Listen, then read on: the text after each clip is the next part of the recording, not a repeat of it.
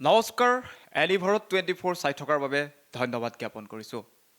অসম ৰাজ্য দেশৰ ভিতৰতে 5খন শ্ৰেষ্ঠতম ৰাজ্য হ'ব।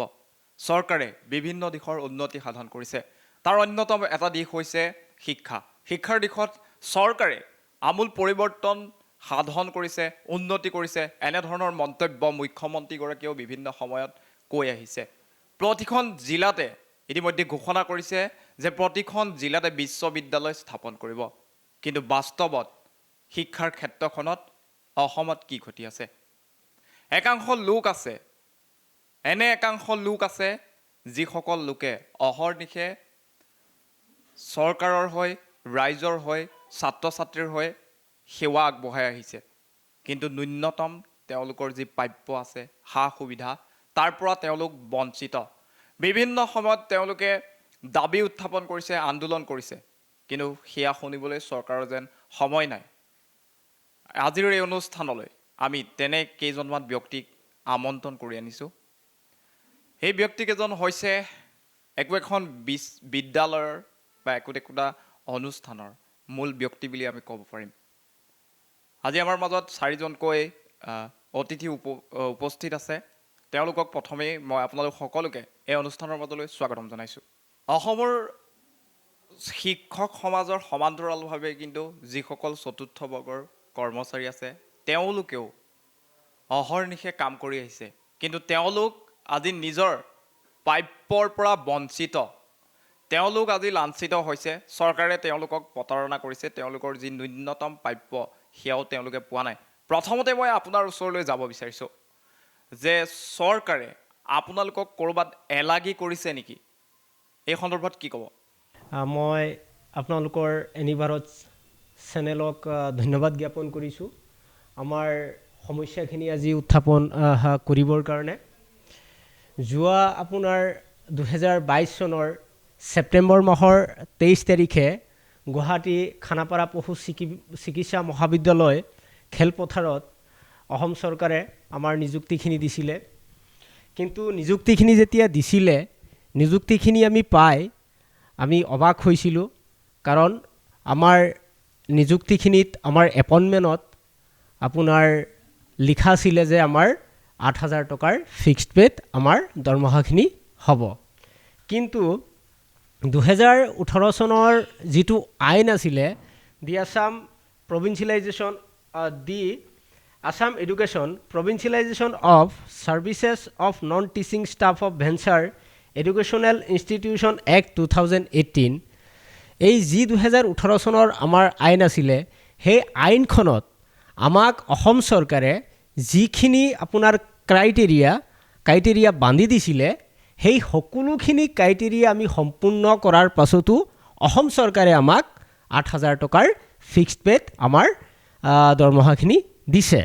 যিটো অসম চৰকাৰে আমাৰ লগত বৈষম্যমূলক নীতি গ্ৰহণ কৰিছে। কাৰণ আমাক 8,000 টকাৰ ফিক্সড পে'ত আমাৰ দৰমহাখিনি দিব নোৱাৰে।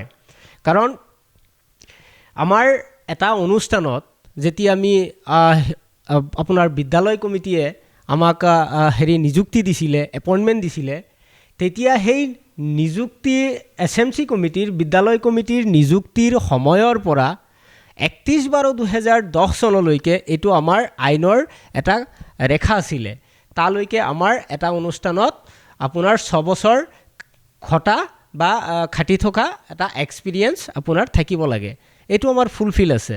তাৰপাছত ক্ৰাইটেৰিয়াত বান্ধি দিছিলে আৰু এটা বস্তু যে আমাৰ 2009-10 ডাইচ কোডত আমাৰ নামখিনি থাকিব লাগে। এইটো আমাৰ ফুলফিল আমাৰ আছিলে। তাৰপাছত আৰু এটা আমাৰ গাইডলাইনত আছিলে, আমাৰ আইনত আছিলে যে আমাৰ ন্যূনতম শিক্ষাগত অৰ্হতা আপোনাৰ 8ম শ্ৰেণী উত্তীৰ্ণ হ'ব লাগে। তাৰ ওপৰত যাৰ যিমান আছে সেইখিনি চলি যাব। আপোনাৰ এই 4-5টা আপোনাৰ ক্ৰাইটেৰিয়া বান্ধি দিছিলে আৰু এইখিনি আমি সম্পূৰ্ণ কৰাৰ পাছতো অসম চৰকাৰে আমাক কেনেকৈ 8,000 টকাৰ ফিক্সড পে' দিব, সেইটো এটা পৰিতাপৰ বিষয় হৈ ৰ'ল।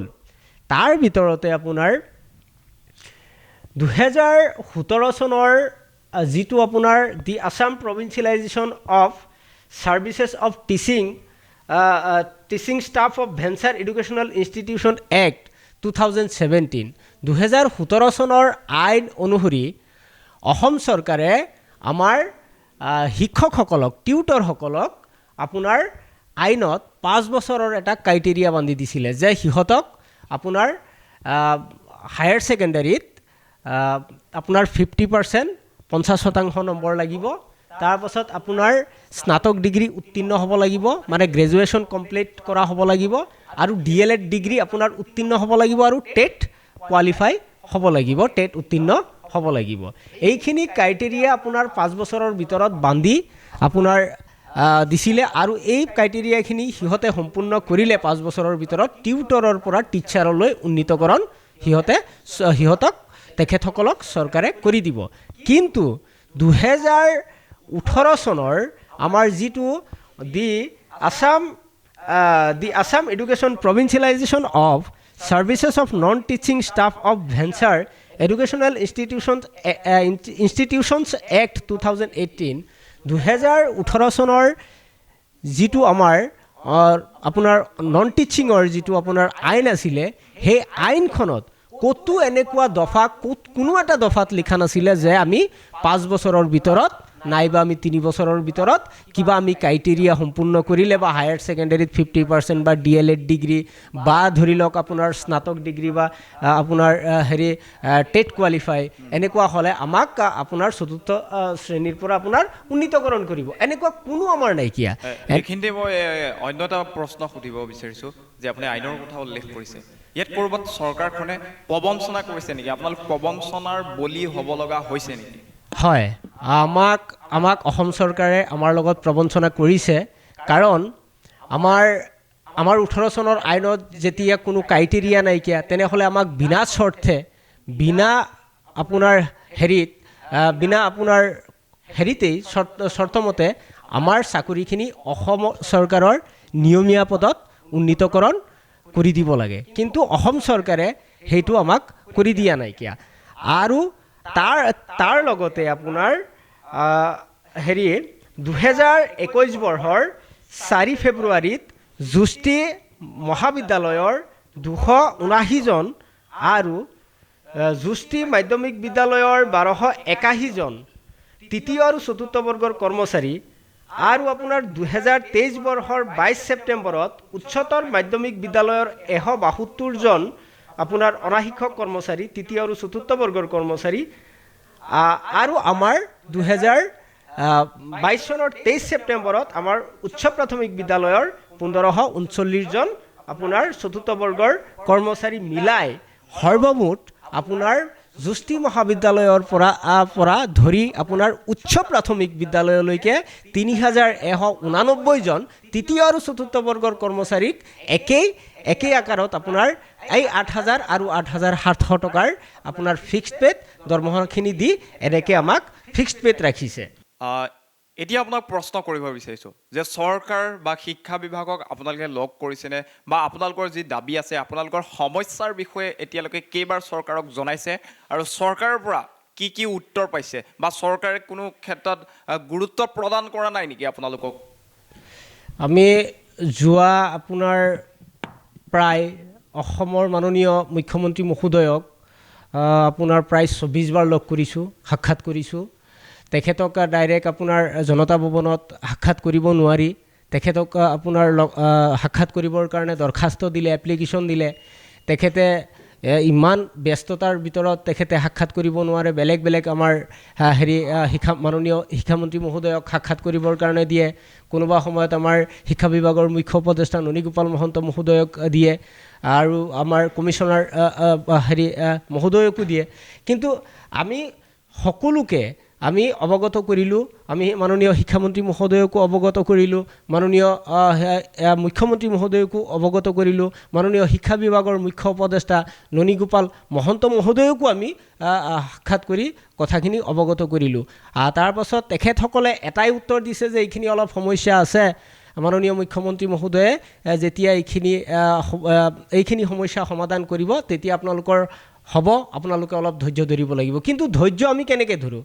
আমাৰ এটা সময়সীমা আছে, কাৰণ আমাৰ মানুহখিনিয়ে বৰ্তমান আপোনাৰ অৱসৰ লৈছে বহুতে, আৰু আমাৰ মানুহখিনি বহুত আপোনাৰ মৃত্যুবৰণ কৰিছে। সেই মানুহখিনিক, সেই মৃত্যুবৰণ কৰা আৰু অৱসৰ লোৱা মানুহখিনিক অসম চৰকাৰৰ এতিয়াৰ মাননীয় মুখ্যমন্ত্ৰী মহোদয়, তেতিয়াৰ মাননীয় শিক্ষামন্ত্ৰী মহোদয় আছিলে, তেখেতে ৰাজহুৱাভাৱে আপোনাৰ সভাত ঘোষণা কৰিছিলে যে যিয়ে এদিনো আপোনাৰ চাকৰি কৰিব, যিজন আপোনাৰ আমাৰ সঠিত চতুৰ্থ বৰ্গৰ কৰ্মচাৰী বা তৃতীয় বৰ্গৰ কৰ্মচাৰীয়ে আপোনাৰ এদিনো চাকৰি কৰিব, তেখেতৰ বা মৃত্যুবৰণ কৰিব, তেখেতৰ পৰিয়াললৈকে 10 লাখ টকাৰ গ্ৰেচুইটি প্ৰদান কৰিব। কিন্তু উক্ত কথাষাৰ আজিৰ দিনলৈকে কাৰ্যকৰী হোৱা নাইকিয়া, কাৰণ এইটো কোনো কাগজে পত্ৰিকাই কোনো এপ্ৰুভেল হোৱা নাইকিয়া। মাননীয় শিক্ষামন্ত্ৰী মহোদয়ক আমি সাক্ষাৎ কৰি এই কথাটো অৱগত কৰাৰ পাছত তেখেতে আমাক এইটো কথাই ক'লে যে এইটো মাননীয় মুখ্যমন্ত্ৰী মহোদয়ে কোনো লিখিত হিচাপত মোৰ অফিচত মেমৰেণ্ডাম দিয়া নাইকিয়া, সেইকাৰণে এইটো কাৰ্যকৰী হোৱা নাইকিয়া। যেতিয়া মাননীয় মুখ্যমন্ত্ৰী মহোদয়ে আমাক কিবা মেমৰেণ্ডাম দিব, তাৰ পাছত এইটো আমি সমস্যাটো সমাধান কৰিম। তাৰ কাৰণেও যোৱা আপোনাৰ 18 তাৰিখ সোমবাৰে, এই মাহৰ চলিত ডিচেম্বৰ মাহৰ যোৱা 18 তাৰিখে সোমবাৰে গুৱাহাটী চচলত আমি ডাঙৰকৈ ধৰ্ণা কাৰ্যসূচী কৰিলোঁ, অৱস্থান ধৰ্মঘট কাৰ্যসূচী কৰি অসম চৰকাৰক অৱগত কৰিলোঁ। তাৰ আগত 2 মাহ আগতে আমি গুৱাহাটী প্ৰেছ ক্লাবত সংবাদমেল পাতিলোঁ। সংবাদমেলৰ যোগেদিও আমি মাননীয় অসম চৰকাৰক আমি এই আমাৰ সমস্যাখিনি অতি সোনকালে সমাধান কৰি দিবৰ কাৰণে আমি অৱগত কৰিলোঁ। ধন্যবাদ জনাইছোঁ। মই আপোনাৰ ওচৰলৈ যাব বিচাৰিছোঁ যে ন্যূনতম কিবা এটা দিয়ে। আচলতে কিবা এটা বুলি এইকাৰণে কৈছোঁ, যিটো সময়ত বজাৰত জুই চাই দাম, প্ৰতিটো বস্তুৱে আপুনি কিনিব নোৱাৰা অৱস্থা, তেনেস্থলত ইমান কম, মাত্ৰ 8,000 টকা, এইখিনি টকাৰে ঘৰখন চলাবলৈ কেনে সমস্যা হয় নে কেনেধৰণৰ হয়? পৰিয়ালে কি কয়? হয়, প্ৰথমতে এনি ভাৰতৰ সকলো বিষয়ববীয়ালৈ মই আন্তৰিক শুভেচ্ছা জনাইছোঁ। আপোনালোকৰ জৰিয়তে আমি অসম চৰকাৰৰ মুখ্যমন্ত্ৰী তথা শিক্ষা বিভাগৰ শিক্ষামন্ত্ৰীক অভিনন্দন জনাইছোঁ। লগতে আপোনালোকৰ যোগেদি আমাৰ সমস্যাখিনি আমি তেখেতসকলৰ দৃষ্টিগোচৰ কৰিবলৈ চেষ্টা কৰিম। আপুনি যিটো কৈছে 8,000 টকাৰ যিটো মাননি, আজিৰ যুগত যেনেকৈ জুই চাই বস্তুৰ দাম বাঢ়িছে, বজাৰত গ'লে 1 কিলো চাউল কিনিবলৈ গ'লে আজি 60 টকা 70 টকা লাগি যায়, পিঁয়াজ 1 কিলো কিনিবলৈ গ'লে 60 টকা লাগি যায়, আৰু বহুতো বস্তুৰ যেনেকৈ জুই চাই দাম বাঢ়িছে, সেই 8,000 টকাত আমাক এটা মাহ পৰিয়াল চলাবলৈ নাটে। এটা মাহ আমি পাৰ কৰিব নোৱাৰোঁ।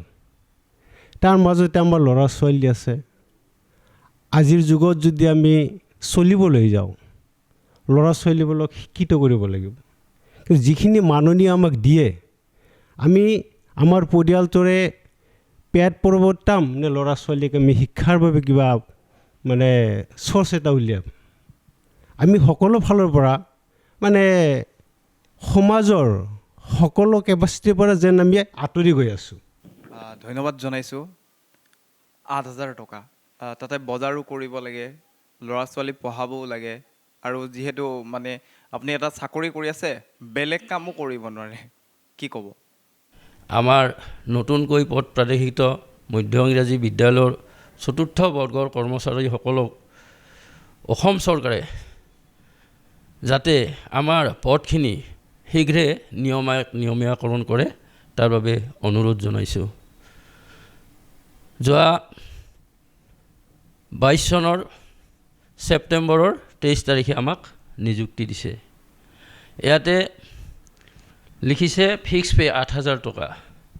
কিন্তু আমি এই মানুহখিনি, যিখিনি বৰ্তমান নতুনকৈ পদ প্ৰাদেশিকত মানুহ, এইসকল মানুহ সকলোৱে 20 বছৰৰ পৰা 30 বছৰ পৰ্যন্ত ভেঞ্চাৰ স্কুলত খাটি সময় কটোৱাইছে।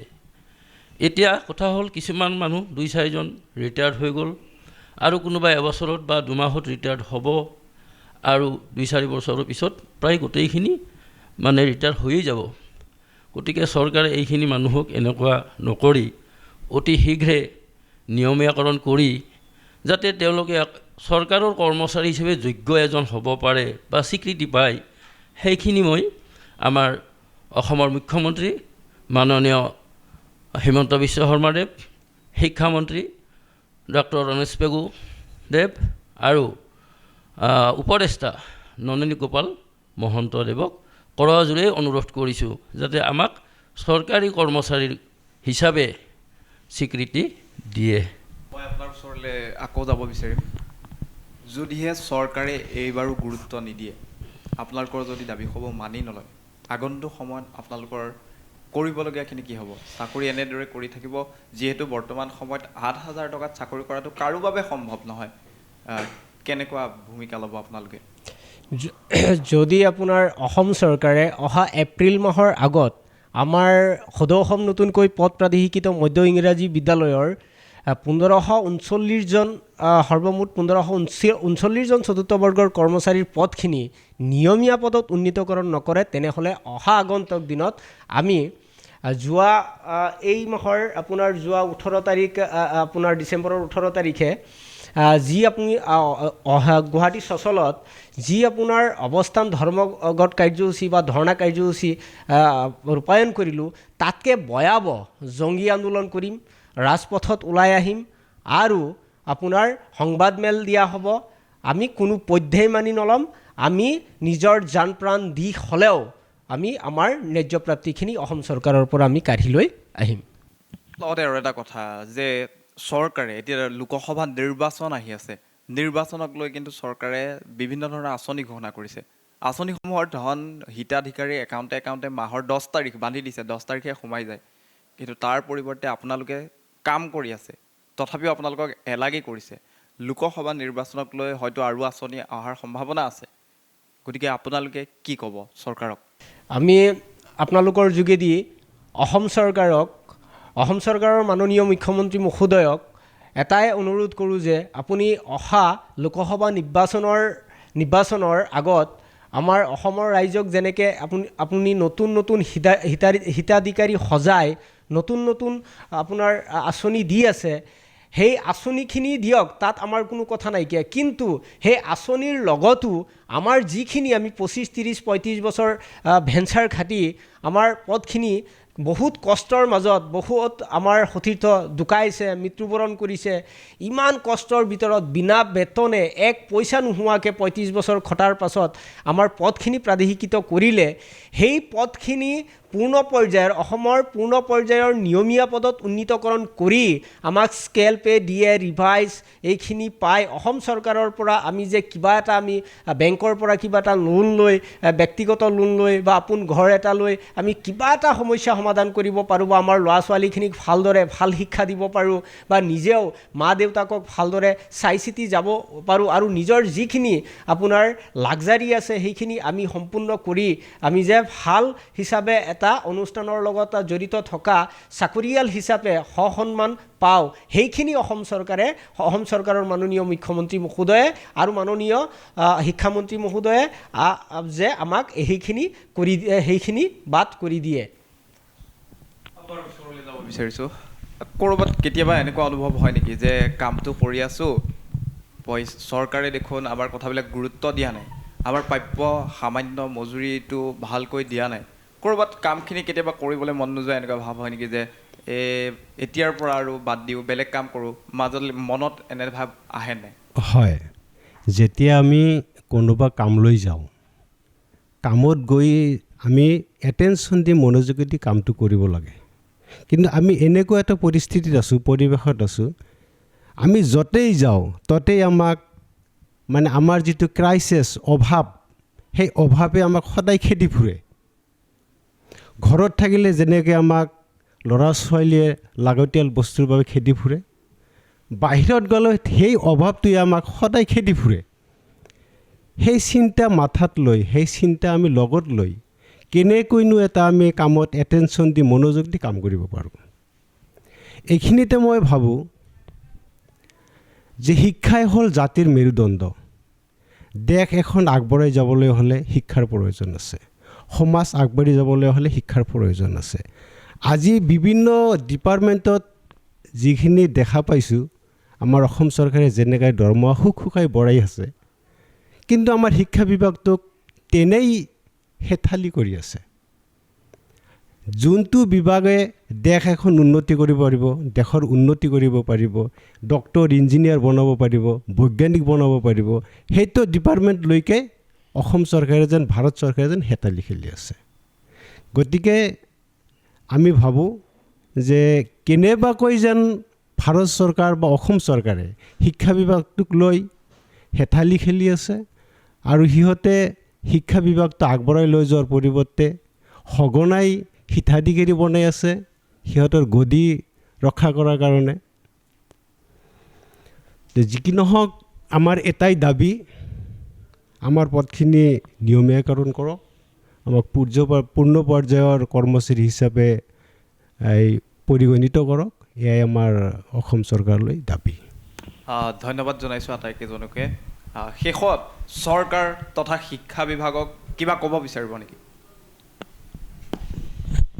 শেষত অসম চৰকাৰক এটা কথাই আপোনালোকৰ যোগেদি অৱগত কৰিব বিচাৰোঁ যে অহা লোকসভা নিৰ্বাচনৰ আগত বা অহা এপ্ৰিল মাহৰ আগত আমাৰ সদৌ নতুনকৈ পদ প্ৰাদেশিকৃত মধ্য ইংৰাজী বিদ্যালয়ৰ 1539জন চতুৰ্থ বৰ্গৰ কৰ্মচাৰীক নিয়মীয়া পদত উন্নীতকৰণ কৰক, আৰু যদি নকৰে তেনেহ'লে অহা এপ্ৰিল মাহৰ আগত বা এপ্ৰিল মাহৰ পাছত আমি ইয়াতকৈ ভয়াৱহ জংগী আন্দোলন কৰিবৰ কাৰণে আমি ৰাজপথত ওলাই আহিম। আৰু আমাৰ লগতে আপোনাৰ যুষ্টি মহাবিদ্যালয়ৰ পৰা ধৰি আপোনাৰ উচ্চ মাধ্যমিক বিদ্যালয়লৈকে যিমান আপোনাৰ তৃতীয় আৰু চতুৰ্থ বৰ্গৰ কৰ্মচাৰী বা অনাশিক্ষক কৰ্মচাৰী আছে, সকলোৰ পদখিনি অসম চৰকাৰৰ নিয়মীয়া পদত বা পূৰ্ণ পৰ্যায়ৰ নিয়মীয়া পদত উন্নীতকৰণ কৰিবৰ কাৰণে আমি আপোনালোকৰ চেনেলৰ যোগেদি মাননীয় মুখ্যমন্ত্ৰী মহোদয়ক আৰু মাননীয় শিক্ষামন্ত্ৰী মহোদয়ক আৰু মাননীয় অসমৰ মুখ্য উপদেষ্টা ননীগোপাল মহন্ত মহোদয়ক কৰজোৰে অনুৰোধ কৰিছোঁ।